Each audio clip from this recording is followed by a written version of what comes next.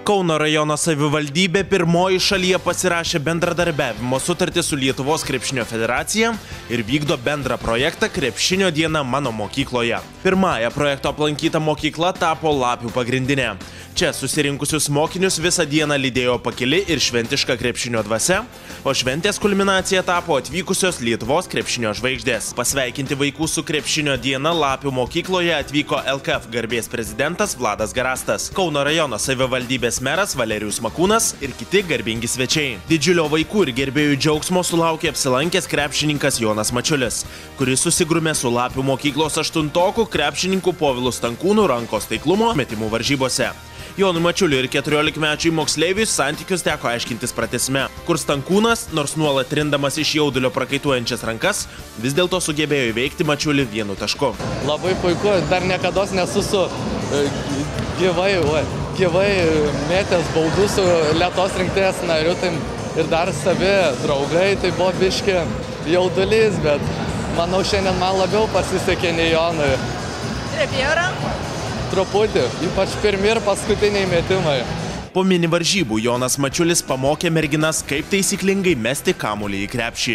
Merginos buvo nelabai susijusios turbūt su krepšiniu, tai nelabai jos suprato iš viso ką čia pamokinau. Būtų geriau, aišku, vyrukus krepšininkus arba merginas krepšininkės mokinti, bet šiaip pagrindinį, kaip laikyti taisyklingai kamuolį ir kaip užbaigti metimą riešų ištiesus ranką, tai tik tiek ir pamokinau.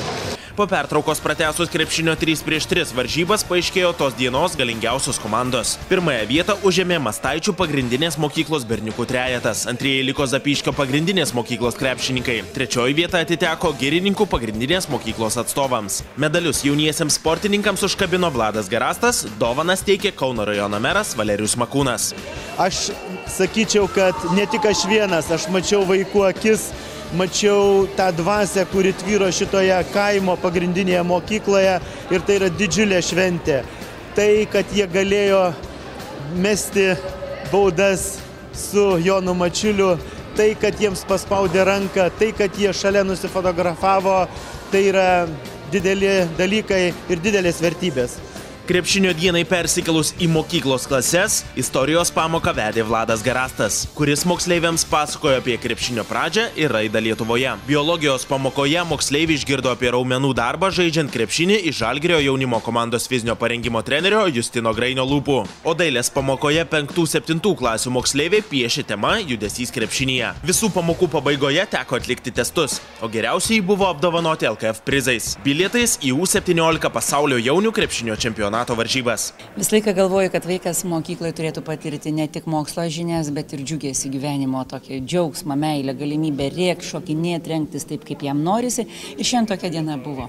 Galėjai būti krepšinio sirgalių, galėjai trypti kojom, galėjai šaukti, galėjai žiūrėti į šokėjas, galėjai žiūrėti į veiksmą, į krepšinį, galėjai pagaliau, jeigu tu domiesi tuo, susitikti su žymiais krepšininkais, pamatyti žmogų legendą Vladą Garastą ir grįžus tėčiui pasakyti, aš jį mačiau, o tu jo dar nesi matęs. Paaugliui tai yra labai daug. Kuo daugiau tokių dienų, kurios būtų integruotos, tuo daugiau vaikams būtų malonumo eiti į mokyklą. Projektas Krepšinio diena mano mokykloje iki mokslo metų pabaigos apkeliaus dar 11 rajono ugdymo įstaigų. Vasarą Kauno rajono savivaldybė ir Lietuvos krepšinio federacija pradės vykdyti kitą projektą, sujungsianti tradicinę Lietuvos religiją su antrąja krepšiniu.